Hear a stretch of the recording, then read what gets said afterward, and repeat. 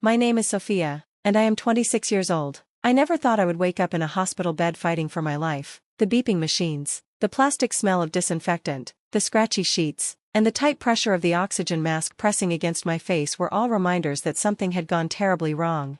As I blinked through the harsh fluorescent light, a memory replayed in my head, the doctor on the phone with my parents, urging them to come, warning them that I might not survive the night, and yet, they did not come. Their excuse? My younger sister, Victoria, needed someone to walk her dog. Even with the possibility of losing their eldest daughter, my parents had chosen a walk in the park over me. This was not the first time they had chosen Victoria over me, but as I lay there, weak and trembling, I knew it would be the last time I allowed it to happen. I had spent my life waiting for them to see me, to love me the way they loved her. That night, hooked to machines that were keeping me alive, I decided something had to change. Let me tell you about the letter I left behind, the letter that shattered every illusion I had about my family and freed me once and for all. But before I dive into it, let me ask you this: have you ever felt invisible in your own family? Have you ever been the child who worked hard, who did everything right, only to be overlooked for the sibling who did half as much but received twice the love? If you know that feeling, drop a comment and tell me where you're watching from. And don't forget to like and subscribe, because this is not just my story, it's for everyone who's ever been told, silently or directly, that they weren't enough. I grew up in a picturesque neighborhood in Pennsylvania, the kind of place where every lawn was manicured, kids rode their bikes down tree-lined streets, and families waved from porches with friendly smiles. From the outside, our house looked perfect: white picket fence, rose bushes by the door, the kind of place you'd expect to find a loving family inside. But behind those walls, the truth was very different. My parents, Harold and Diana Wilson, had two daughters, me, the oldest, and Victoria, who arrived 3 years after me. From the very beginning, I noticed the difference. It wasn't just in the way they looked at her, but in the way their entire world seemed to orbit around her needs, her moods, her desires. When I was 7, I won the school science fair with a project I had spent weeks perfecting. I ran home with my blue ribbon, my heart bursting with pride. I held it up, expecting cheers and hugs. Instead, my parents gave me a distracted, "That's nice, sweetheart," before rushing outside to help Victoria balance on her bike. I told myself it was fine. Learning to ride a bike was important too, but a small voice inside me whispered that maybe, just maybe, my moment should have mattered too. By 12, the pattern was undeniable. Straight A's on my report card earned me a polite nod. Victoria's B- in art earned her balloons, ice cream, and a proud announcement to the neighbors. When I qualified for the state swimming championships, my father said he was proud, but he couldn't attend because Victoria had a mild cold and needed him home. I became an expert at making excuses for them. I told myself I was older, stronger, more independent. I convinced myself it was reasonable, but the truth? It hurt.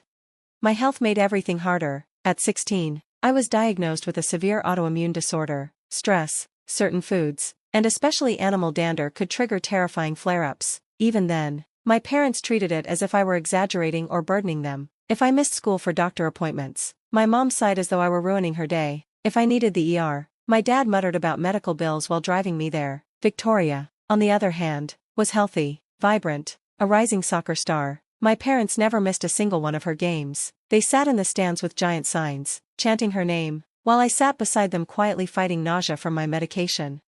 By the time college came around, their favoritism wasn't just emotional, it was financial. They told me they could only afford to help one of us, and because Victoria wasn't as academically strong, she would need the support more. So I worked 3 jobs to pay my tuition, juggling exhaustion with classes, all while maintaining a perfect GPA. Victoria, who had her college fully paid for, dropped out after 1 semester. My parents' response? They comforted her with a brand new car. Still, I hoped. Still, I tried. I told myself if I just achieved enough, if I just gave enough, they would finally see me. I graduated with honors. I landed a good job. I visited often, brought gifts, remembered birthdays, tried to be the perfect daughter, but no matter how much I gave, I was always the afterthought. Victoria was the sun, I was the shadow. And then came the dog. Victoria decided she wanted a Samoyed, fluffy, expensive, costing more than $3,000. Despite knowing about my life-threatening allergies, my parents not only agreed but paid for the dog and set up an entire room for it in their house. When I told my mom I wouldn't be able to visit anymore because of my health, she brushed it off with a smile. "You can take your medication, sweetie. Victoria really needs this dog for her emotional well-being." That sentence told me everything I needed to know. Victoria's emotional comfort mattered more than my physical survival. And yet, I kept clinging to scraps. I kept trying. I even maintained some kind of relationship with Victoria herself. She wasn't cruel, Just selfish in the way you become when the world has always revolved around you. Sometimes, when we were alone, I saw glimpses of the sister I had loved building sandcastles with. Those moments kept me holding on, even as reality screamed that I was wasting my hope. But 3 months ago, everything changed. After a long period of barely speaking to them, I decided to give my family another chance. My mom invited me over for dinner, promising my favorite lasagna. I drove 30 miles, bought wine, wore a new outfit. For a moment, as I stepped into the warm kitchen and smelled the lasagna baking, I let myself believe maybe things would be different this time. Then Snowball, Victoria's dog, bounded into the room, and my chest tightened instantly. I reminded them of my allergy. My mom dismissed me. My dad laughed it off. Victoria rolled her eyes and told me to chill. By dessert, I was covered in hives, wheezing, struggling to breathe. My parents didn't care. They kept talking about the dog, his toys, his food, his training. I excused myself early, drove home with my chest burning, and collapsed with my nebulizer. 3 days later, I was in the hospital, fighting for my life. And when the doctors called my parents, begging them to come because I might not survive the night, they refused, because Victoria needed someone to walk her dog. That was the moment I stopped being their daughter in my heart. That was the moment I began to see clearly. That was the moment I started writing the letter that would change everything. They told me I would have to stay in the hospital for at least another week while they monitored my recovery and adjusted my medication regimen. The extended exposure to dog dander had sparked a reaction so severe that my entire treatment plan needed to be reconsidered. New meds, closer observation, charts filled with numbers that felt like a countdown I didn't want to read. Lying there in the thin hospital gown, the reality of it felt absurd and small and enormous all at once, that a family dinner and a dog could lead me to a sterile room beneath humming fluorescents, while decisions about my life were being made by strangers with clipboards. As the day folded into itself, the story of what had happened while I drifted in and out of consciousness began to piece itself together. Natalie slipped in during her lunch break and sat in the plastic visitor's chair, taking my hand like she belonged there. Her eyes were rimmed with exhaustion and something that looked almost like rage. "The emergency room staff called your parents multiple times," she said quietly, as if afraid to let the nurses overhear. She told it plainly, each sentence clipped because she'd said it all before. I was still there for the first call. "I heard the doctor tell them, she's in critical condition, she may not make it through the night, and they said they couldn't come, because Victoria needed help with her dog." Her voice cracked on the last word, and she covered her mouth with the heel of her hand, angry and stunned at the same time. I almost grabbed the phone to scream at them myself.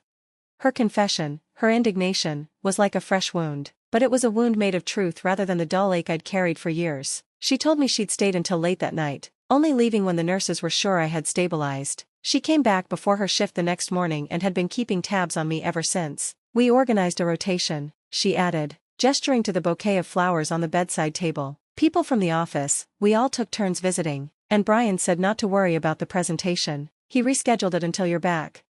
Their kindness felt both tender and painfully ironic. People with no obligation beyond the boundary of work had shown up. They'd brought casseroles and pages of lists, had rearranged schedules and shared the small rituals that stitch a community together. They had been present in a way my family never had. The contrast was a cold, clarifying thing that left me reeling.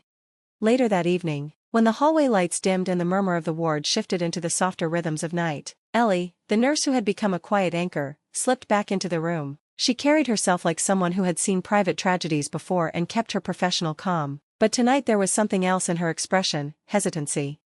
"Your parents called the nurses' station," she said, haltingly. "They wanted to know how you are. They said they might come by tomorrow."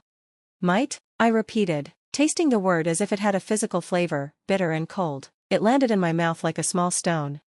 Ellie's jaw tightened. "I can keep them updated if you'd rather not see them right away," she offered gently. Her voice was soft, respectful, as if she knew this choice belonged to me and not to the people outside the room who were supposed to love me unconditionally. For a long time I didn't answer. There was a churn of emotions under my ribs, anger, the old ache of abandonment, and a surprising new resolve that felt like a small, steady flame. The silence stretched until I could place a name on the feeling, clarity. For the first time in my life, I could see my parents and our relationship stripped of the hopeful fog I'd wrapped around their neglect. The excuses I'd built up over decades were brittle now, and they snapped under the weight of what had just happened. "If they come," I said at last, my voice thin but steady, "don't tell them I'm available. Tell them I'm resting and cannot receive visitors." Ellie nodded, her eyes clear and kind. "Of course."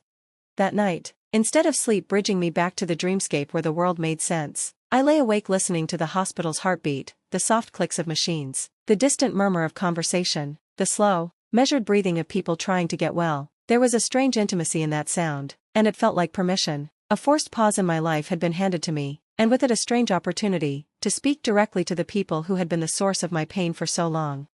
By morning, the decision had become a plan. I asked Ellie for paper and a pen. She brought them without question, along with a small lap desk and the kind of look nurses give when they know a patient is doing something necessary for her own survival. The act of putting ink to paper felt both small and monumental, a domestic ritual containing the power of a verdict. Over the next several days, as my body slowly regained strength and my breathing eased into steadier rhythms, I wrote. I wrote with the jagged honesty of someone who had finally stopped performing for other people's approval. I poured decades of disappointment, the quiet accumulation of slights, the humiliations that had been dressed up as parenting decisions, and the raw, searing anguish of nearly dying into 4 pages of handwriting that trembled sometimes and steadied at others.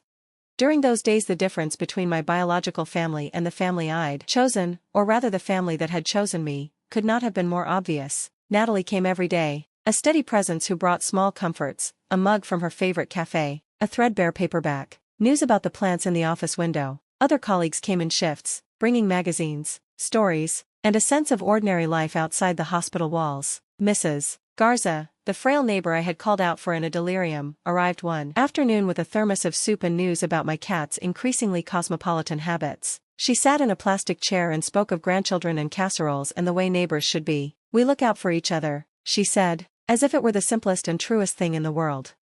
Even Dr. Rivera, who had been clinical and precise in her explanations, paused and offered an uncommon tenderness. When I told her about my parents refusing to come, she didn't wrap it in medical euphemisms or minimize my pain. "That must be incredibly painful," she said simply. "Sometimes the families we create in life are more important than the ones we are born into." Her words threaded through me like a bomb and a call to action.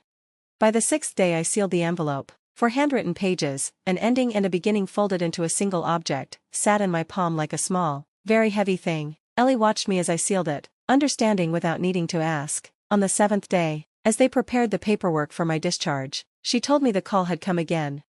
"They say they're definitely coming this afternoon. Around 3, she said, hesitation still in her voice. "Do you want me to tell them you're not accepting visitors?" I surprised myself by answering immediately. "No," I said, and felt my voice carry something it never had before, finality. "Let them come, but I won't be here." Ellie blinked, uncertain for a moment. "You're being discharged today?" "Yes," I said, "but when they arrive, could you place this on the bed? Let it look like I left it there for them." She took the envelope gently, as if it were a living thing. "Of course," she said, "I'll do exactly that." Natalie and I sat across the street at a small coffee shop, the steam from our cups fogging in the cool air. It felt strange to be outside the hospital after a week of fluorescent light and whispered updates. We watched the doors like two people waiting for a season to turn. At 3:15, I saw them, my parents, slow and awkward in the doorway as if they were stepping into a play they hadn't rehearsed for. They walked in together, and the small domestic certainty that they would one day show up, which had been my lodestar for decades, finally split open. I didn't know how they would react to the letter. I didn't know if words could make them look at me differently, or if the envelope would simply be another thing to be folded away. But I did know, with a steadiness that surprised me, that the world was different now. The letter would mark a line in the sand. For the first time, the future held the possibility of liberation rather than dread. When they read it, something in the air around our family shifted, and for the first time in my life, that shift didn't feel like loss, it felt like the beginning of finding myself.